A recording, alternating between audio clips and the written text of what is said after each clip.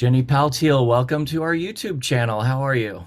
Thanks. It's good to be here. Yeah, it's good to see you again. We're super excited to be working with you. Your puzzle image is amazing, and we really think that people are going to love it. I'd like to give folks a sense of everything that you do and your interests and your talents. You are skilled in surface design and social media graphics, book illustrations, corporate work, website stuff, newsletters, portraits. What is your favorite kind of work to do? Lately, I've really been enjoying the surface design part of it because I like seeing my stuff on products. So it's really exciting to see something turn into apparel or home decor, that sort of thing with puzzle. I love seeing because a lot of what I do is digital. It's fun to see a physical product emerge from that. Right, right, right. And can you tell us about maybe one of your favorite surface design projects? Um, let's see. Lately, I just recently had somebody commission me to make patterns based on works of literature, which was really cool for me. I don't think it's come out yet, so I don't know if I can say more about it than that, but it was fun. I'm an English major, I'm an avid reader, so it was fun to me to go back and revisit those books and figure out ways to interpret them as patterns. Right, right. Well, let's go back and talk about your youth. Were you an art kid? Did you take art classes in school? Did you excel at art when you were in grade school and high school? Yeah, I mean, I think I've always been drawing. My mom still has boxes of stuff. My dad was an engineer and he'd bring home blueprints so I could draw on the back. So I always had giant art projects going on. And in high school, I did a graphic arts program, like kind of their academy within the school. That was kind of what got me started on this path. Right, right. And so tell us about your career path. How did you start out? It was very roundabout. When I do career day presentations to kids, I always have this slide that has my career path and it starts out at point A and then it goes like this and then it goes to graphic design. Mhm. So I did about 10 years in the tech industry doing marketing and corporate communications. And then a lot of those companies were small enough that I was ended up designing ads and websites as part of my work for them. So eventually I decided that that's really what I wanted to do was the graphic design part of it. So I decided to freelance in that. Hmm.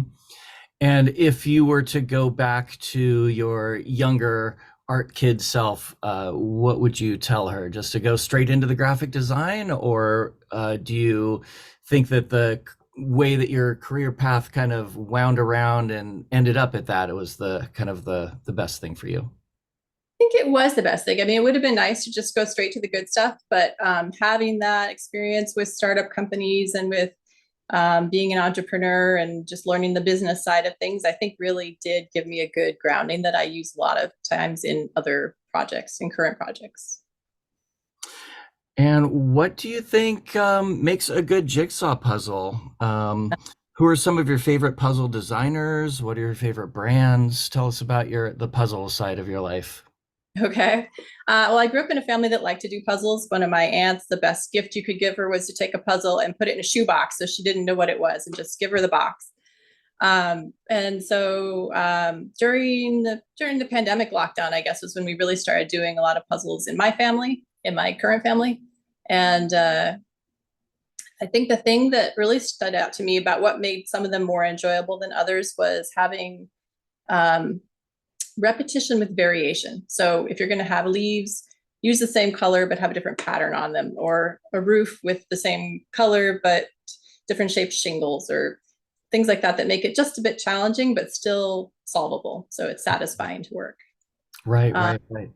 and one of the artists I think really does a good job at that is Monica Forsberg, who does puzzles for Ebu. She's great. And I like Janine Zlatkis, has a couple of bird themed puzzles that are really good. And Sharon Nullmeyer, who works as Nulsi, is really interesting. She does a lot of very detailed drawings. So there's a lot to look at while you're putting it together. Awesome. So when you are doing your work, throughout your career, have you ever looked at it and thought this would be a really good jigsaw puzzle, or did it come as a little bit of a surprise when we reached out to you?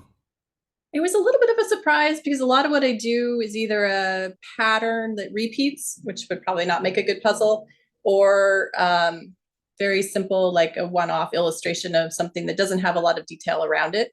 So it was nice to have something that would work as a puzzle as well. hmm Are you currently working on a puzzle right now?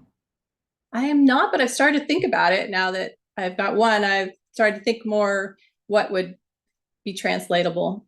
Right, right. Cool.